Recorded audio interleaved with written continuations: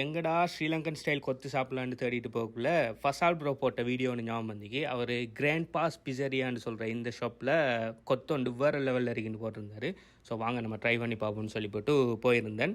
அங்கே போய் பார்த்தா எல்லாருமே ஸ்ரீலங்கன்ஸ். உங்கள் ஷாப்பில் எது பெஸ்ட்டுன்னு கேட்டிருந்தேன். அவங்க சொன்னாங்க இட்டாலியன் ஸ்டைல் கொத்து நாங்கள் நியூவாக இன்ட்ரடியூஸ் பண்ணியிருக்கோம் சட்டப்படின்னு சொன்னாங்க. பட் எனக்கு ஸ்ரீலங்கன் ஸ்டைல் தான் வேணுன்னு ஸ்ரீலங்கன் டச்சோட தான் சொன்னாங்க. அப்போ தாங்க பார்ப்போம் சொல்லிப்பட்டு வாங்கி ரூம் கொண்டு வரதுக்கெல்லாம் பொறுமை இல்லை. ஸோ அங்கேயே பிரிச்சுட்டேன்.